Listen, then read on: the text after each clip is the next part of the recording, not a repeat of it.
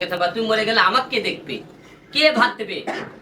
এই যে দেখেন অনেকে ধরেন লোকরা এই যে মনে করেন যারা মারা গেছে এই মনে করে রাজনীতি করে আছে, তাদের পরিবার হাতে এক স্বামী ছিল তার সম্বল, তার একটা মনে করেন মা ছিল একটা সম্বল।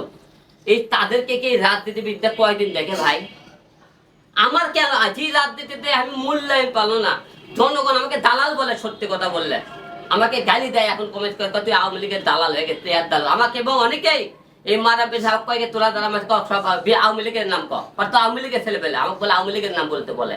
আমি কেন আওয়ামী লীগের নাম বলবো ভাই? তারা তো বিএনপির লোক মারছে, আমি তো বাইর করছি হলে তারা আওয়ামী লীগের লোকের নামের কথা বলে, আওয়ামী লীগের তো আওয়ামী লীগের নাম বল, কেন বলুন ভাই? আচ্ছা আমার একটু প্রশ্ন, সেটা হচ্ছে আপনাদের যখন 17 আসনে মারে তখন কিন্তু বিএনপি বিরোধী দিয়েছিল স্বৈরাচার সরকার, নির্বাচনে হিরো আলমকে দেখে ভয় পায়, হিরো আলমকেও মারে, হিরো আলম তার গদি নড়বড় করে গেছে পারে, সেই একই কাজ বিএনপি করে, তাহলে বিএনপিও স্বৈরাচার? বিএনপি আওয়ামী লীগ যখন সরকার আসতে আমরা কথা স্বৈরাচার করলাম, স্বৈরাচার হলো হিরো আলম মারতে বলছিল, তাহলে এই জায়গা মনে করেন বিএনপি আর আওয়ামী লীগের পার্থক্য কি হলো? এরাও তো এক স্বৈরাচার। কেমন করে স্বৈরাচার? তারা তো স্বৈরাচার না হবে দেশ স্বাধীন করার পরে তারা মারছে, আমি তো সেদিকে বিএনপির বিরুদ্ধে মামলা করতে যাইনি, আমি মামলা করবে গেছি সেই স্বৈরাচার দাদা আমাদের মারধর করছে, আমাকে বুক খালি করে সন্তান, তাদের বিরুদ্ধে মামলা করতে গেছে।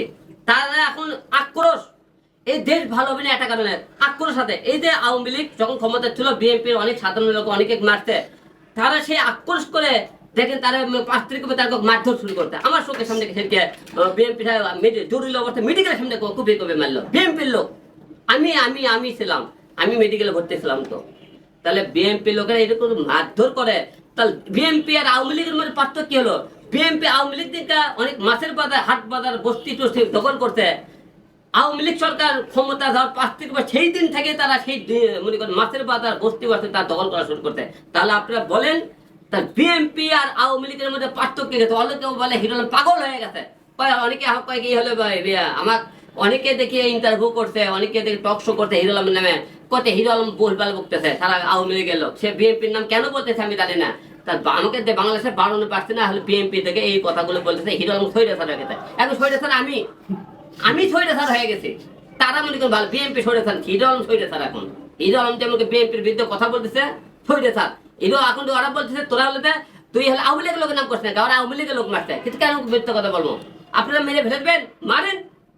হিরো আলম বলে হিরো আলম জিয়ারা আপনি মারধর করছেন, আল্লাহ কেন বাঁচে রাখছে আমি জানি না, আল্লাহ আমাকে মায়ের খাওয়ার জন্য বাঁচে রাখছে নাকি আমি তাও জানি না, আমাকে বারবার কেন মারতেছে, কিন্তু আল্লাহ আমাকে মারে ফেলে দিচ্ছে নাকি আমি জানি না, খালি মার খাইতেছে কিন্তু আল্লাহ মারে না কেন? পৃথিবী থেকে বিদায় করে না, কারণ আমি তো এই বাংলাদেশ জন্মগ্রহণ করে ভুল করছি।